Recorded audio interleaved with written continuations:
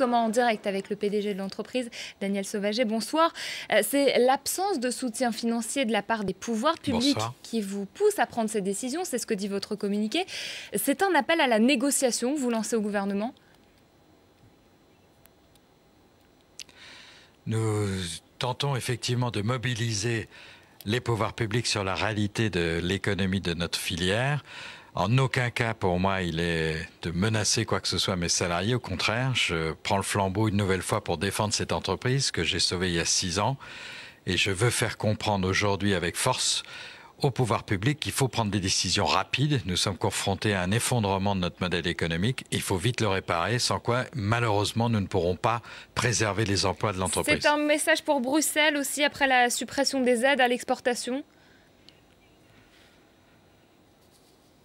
Tout à fait. Bruxelles nous a lâchés cet été, soi-disant après nous avoir annoncé, chose que nous n'avons jamais eue. Et ce que je voudrais faire passer comme message à Bruxelles, c'est qu'ils ne peuvent pas s'en aller comme ça après avoir soutenu cette filière pendant plus de 30 ans. Des couvoirs sont concernés par cette activité, ceux qui produisent les poussins, des éleveurs, des fabricants d'aliments.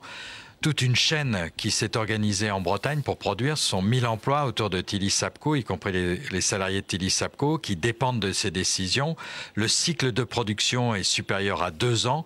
On ne peut pas prendre de telles décisions en 6 mois comme ça a été fait par Bruxelles. Bruxelles doit trouver les moyens d'accompagner cette filière. Nous avons dit avec force au pouvoir public à Bruxelles que nous étions prêts à nous adapter. Nous étions prêts à nous projeter dans l'après-restitution. Mais nous avons absolument besoin d'être accompagnés dans les mois qui viennent. Vos employés ce soir sur BFM TV disent qu'ils sont en colère, ils ne comprennent pas pourquoi est-ce qu'ils ont appris par communiqué et non par vous directement la suspension de la production à l'export. Qu'est-ce que vous leur répondez ? Effectivement, je n'étais pas présent dans l'entreprise lorsque cette décision a été prise. C'est une décision économique que j'ai prise avec mes partenaires amont.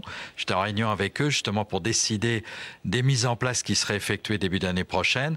Je serai avec mes salariés dès lundi, dès mardi, là où je me sens bien. Ils savent très bien que je me bats pour eux sans compter, que c'est mon obsession de sauver l'entreprise et de sauver les emplois de mon entreprise. Je regrette effectivement les modalités de communication aujourd'hui, mais physiquement, je ne pouvais pas être aux 2 endroits à la fois. Il faut savoir que les décisions que nous avons prises aujourd'hui affectent des éleveurs, affectent des couvoirs qui vont être pénalisés immédiatement par ces décisions, puisque dès la semaine prochaine, des œufs à couver ne seront pas mis en machine pour faire des poussins. Très rapidement, des éleveurs vont rester vides. Donc, nos partenaires ont souhaité communiquer rapidement. Donc voilà pourquoi cette communication est partie un peu vite. Je serai parmi mes salariés dès le début de semaine prochaine pour m'expliquer avec eux. Le contexte de conflit qui couve en ce moment en Bretagne, est-ce que d'une certaine façon vous ne profitez pas de ce contexte social pour vous faire entendre ? Je veux profiter de rien du tout. Je me bats depuis maintenant plus de 8 mois pour expliquer au pouvoir public, attention, il y a un vrai problème sur cette filière. Il faut prendre des vraies mesures, prendre l'ampleur des mesures à prendre efficacement pour pérenniser les emplois. Là, tous les derniers événements ne font qu'amplifier effectivement cet environnement très délicat et socialement de souffrance en Bretagne. Je ne cherche pas à spéculer sur quoi que ce soit. Je suis dans mon combat pour défendre mon entreprise et mes salariés. Merci Daniel Sauvaget d'avoir réagi en direct sur BFM TV.